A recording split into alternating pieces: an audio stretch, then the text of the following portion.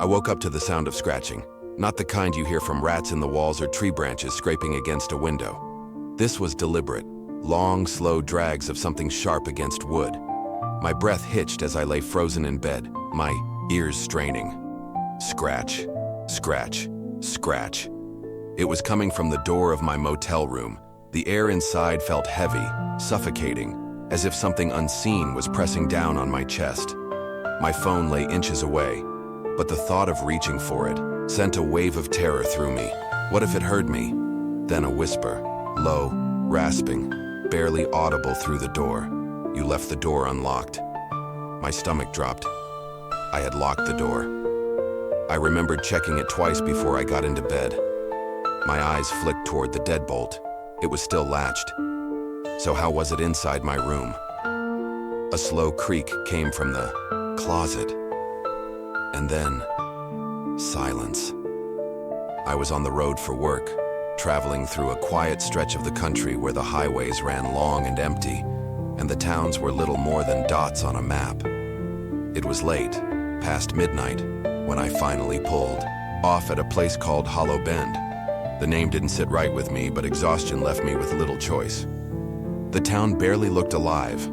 A single gas station sat at the edge of the road, its neon sign flickering erratically.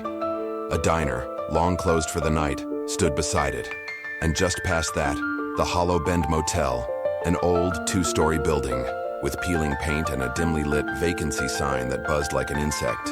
I parked and walked into the front office. A bell jingled as I stepped inside. The man behind the desk barely looked up from his newspaper.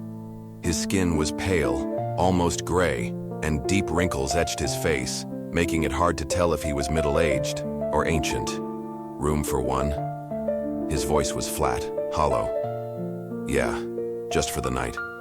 He slid the key across the counter without another word. No registration, no ID check. Just a single metal key with a worn tag that read, Room 6. The hallway smelled like dust and something faintly metallic. The walls were lined with faded wallpaper, the kind with tiny swirling patterns that seemed to shift if you stared too long. I shook off the unease and unlocked my door. Inside, the room was small and outdated, floral bedspread, an old TV with dials, and a single chair by the window. The air was thick, musty, like it hadn't been aired out in years. I locked the door, set my bag on the chair, and collapsed onto the bed without even bothering to change. The mattress creaked beneath me, and for a moment, I thought I felt it move, just a slight shift as if something underneath had settled. I told myself I was imagining things, but as my eyes grew heavy, I thought I heard something else. A faint sound, like scratching. The scratching sound didn't stop. At first, I convinced myself it was just my imagination. A trick of exhaustion, warping ordinary noises. Maybe the wind outside was pushing a tree branch against the building, or maybe there was a raccoon rummaging around near the dumpsters. But the sound was too deliberate. Scratch, scratch, scratch. Long and slow, with careful pauses in between. As if something, or someone was waiting, listening, enjoying the silence before dragging whatever it was across the wood again. I sat up, my pulse quickening.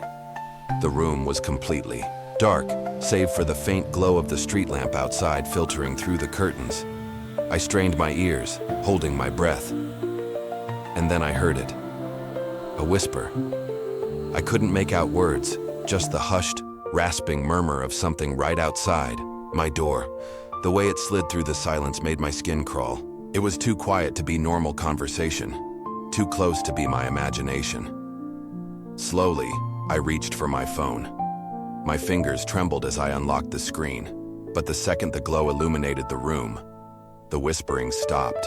The air inside felt suffocating, thick with something unseen. I forced myself to stand, my legs stiff, unsteady. Every part of me screamed, "Don't open the door," but I had to check. I moved toward the peephole. What I saw on the other side made my stomach twist. Nothing. The hallway was empty. No shadows, no movement, just the flickering fluorescent light humming dully above. Maybe I was imagining the whispering. Maybe I was overtired, my brain playing tricks on me. I was about to turn away when I noticed something strange. The peephole was wrong. The view was distorted, sure, but the angle seemed off, like it wasn't showing me what was really outside my door. A chill ran down my spine. I swallowed hard and reached for the doorknob, just to make sure it was still locked. The second my fingers brushed the metal, something knocked from the other side. Just once. A single soft knock. Not forceful, not urgent. Just a gentle tap. I stumbled backward, my breath caught in my throat. The knock was too quiet, too controlled, like whoever or whatever was out there knew I was watching. I clutched my phone, hesitating for only a second before pressing the camera up to the peephole. Maybe I could catch a glimpse of whatever was there, but the moment I lifted my phone, a voice whispered directly into my ear, "Put that away." I spun around, heart hammering in my chest. There was no one there. I stumbled back against the dresser, my breath coming in short, ragged gasps. The whisper, it had been right next to me. I felt it, the warmth of a breath against my skin, the weight of something unseen pressing into the space beside me. But the room was empty. My hands trembled as I gripped my phone, forcing myself to check the time. 2:46 a.m. Just a couple more hours until dawn. I just needed to hold out until then. The air in the room had changed. It felt heavier, like I was breathing in something thicker than air. The scent of dust and old fabric had been replaced with something else. A sharp metallic tang. Blood. I shook my head. No, that wasn't possible. I was letting fear twist my senses. A loud click echoed through the room. The bathroom light had turned on by itself. I froze, my pulse hammering. I hadn't touched the switch. The door was slightly ajar, revealing only a sliver of the dimly lit interior. The mirror faced the doorway, and I could just barely see my reflection in it, except I wasn't moving. My reflection stood perfectly still, watching me. I swallowed hard, my legs refusing to move. I raised my hand hesitantly. My reflection didn't. A deep, suffocating dread took hold of me. Then, blink. My reflection smiled. I stumbled backward, barely suppressing a scream. My body collided with the nightstand, knocking over the lamp. The crash was deafening in the silence. I whipped my head toward the mirror, but my reflection was normal again. I was moving. My expression was one of pure terror. Had I imagined it? No. That smile. I saw it. I squeezed my eyes shut, forcing deep breaths. This wasn't real. It couldn't be real. I was exhausted. The stress of traveling, the isolation, the weird atmosphere of this place. It was all getting to me. I just needed to sleep. I turned away from the bathroom, determined to ignore whatever was happening. But the second I did, the TV turned on. A blast of static filled the room, the screen flickering violently. My heart nearly stopped. I hadn't touched the remote. And then, through the crackling distortion, a voice came through. "You shouldn't be here." The words were barely audible, buried beneath the static, but I heard them. The voice was familiar. It was mine. The screen glitched, the static morphing into something else, an image. The motel hallway. The camera view was shaky, as if someone was holding it and moving toward a door. My door. A cold sweat broke out over my skin. The screen flickered again. This time, it showed me inside my own room. The footage was from behind me, like someone was standing right there. I turned, heart in my throat. Nothing. But when I looked back at the screen, the camera was moving again. The door to my room was slowly creaking open. I could see it happening, on the screen. But in real life, the door was still shut. Or at least it had been. A sudden rush of air. The door slammed open, and the TV cut to black. I couldn't breathe, couldn't move. My mind screamed for me to run, but my body was frozen. Then, from the darkness beyond the open doorway, a voice. "You have to choose." I didn't know what it meant. I didn't want to know. Then I saw it. Two things sat on the floor just outside my room. Two objects neatly placed side by side. A single key and a knife.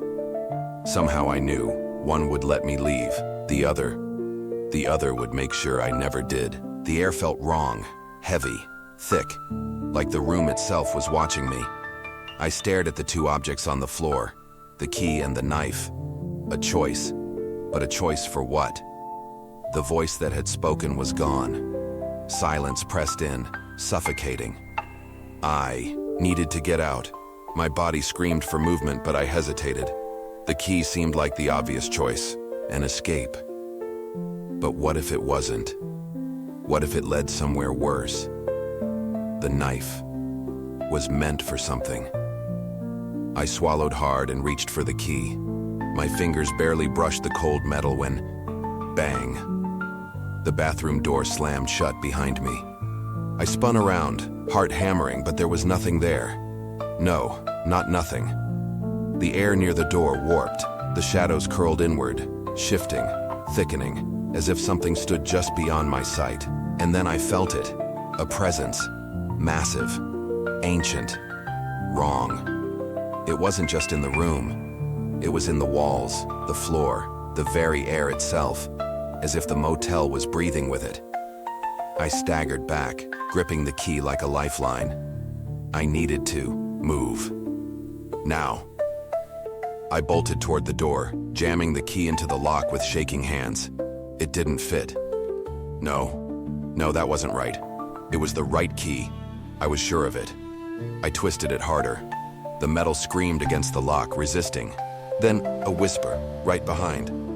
Me. You've been here before. My blood ran cold. I turned, and I saw it. A shape. Tall. Impossible to fully grasp, as if my mind refused to comprehend it. The shadows clung to it like living things, shifting, writhing.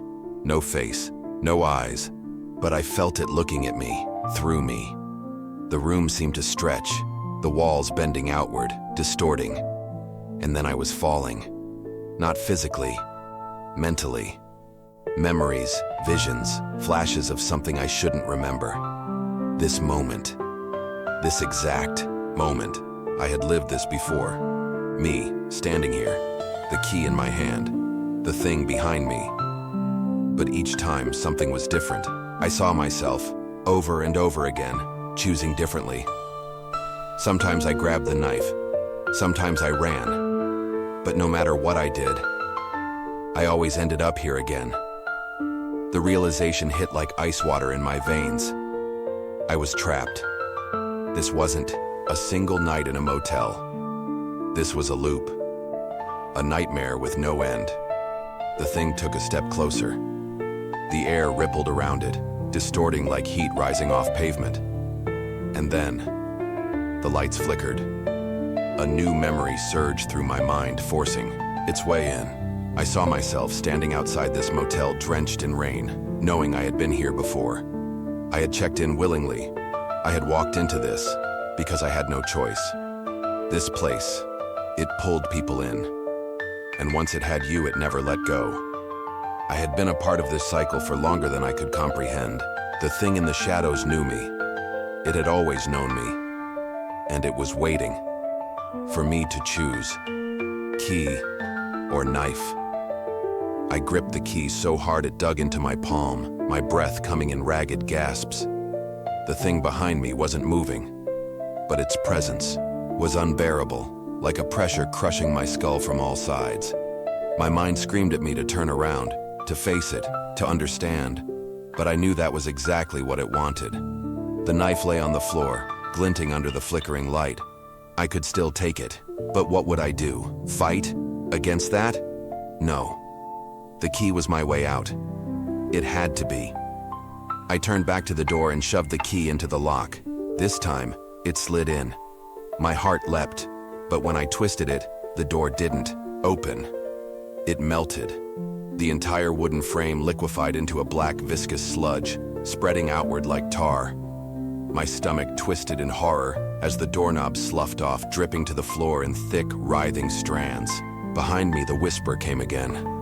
Wrong choice. I spun, my pulse pounding so hard I felt it in my throat. The thing wasn't in the shadows anymore. It was closer. And now, I could see its face, or rather, the lack of one. Where its eyes should have been, there was only endless darkness stretching deep into nothingness. Its mouth, if it had one, remained unseen, but I could hear its breath, wet, hollow, as if something was trapped inside it, gasping for air. My body locked up, every instinct telling me to run, but my feet wouldn't move. The air grew thick, syrupy. My lungs ached like I was breathing in something alive. Then it spoke. Not in words, not in a language. It showed me, a flood of memories crashing into my mind all at once. I saw myself, checking into the motel, again, and again, and again. Hundreds of versions of me, thousands. Some wore different clothes, some looked older or younger, but they were all me. Each one making the same choices, each one running, each one failing, and then one image burned itself into my mind, clearer than the rest.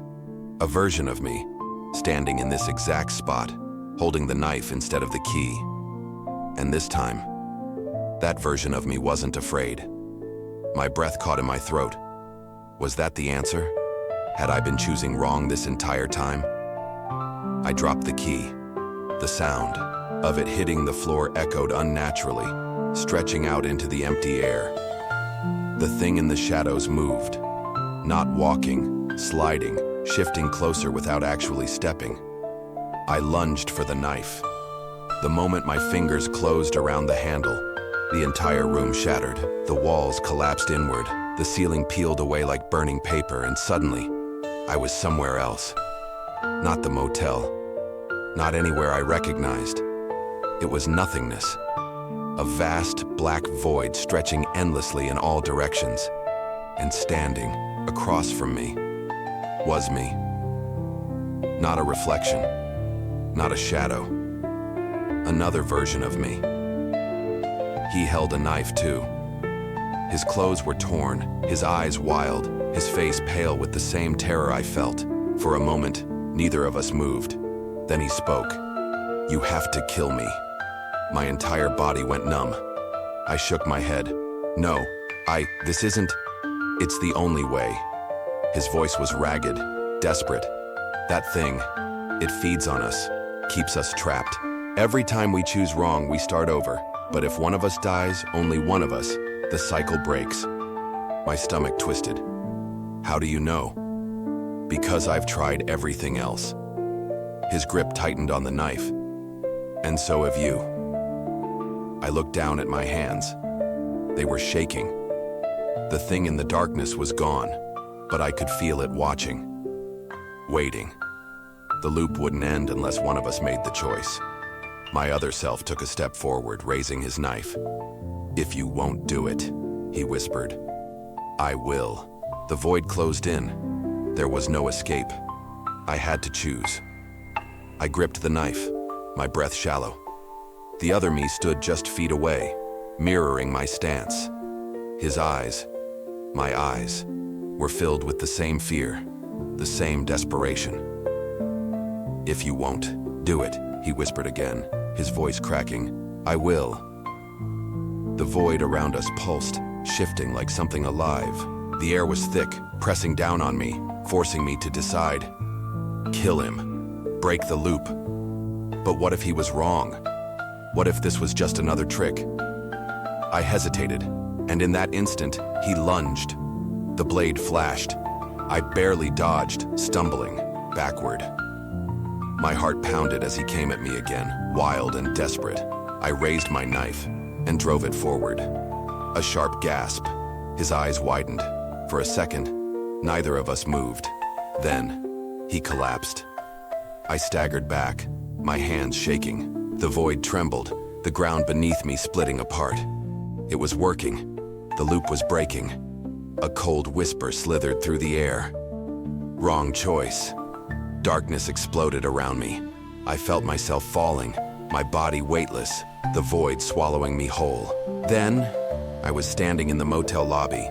The dim glow of the overhead light buzzed softly. The air smelled of stale carpet and cigarette smoke.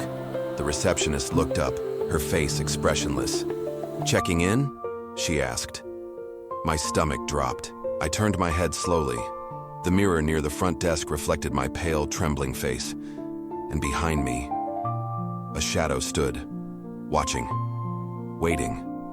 I tried to scream, but the words never came.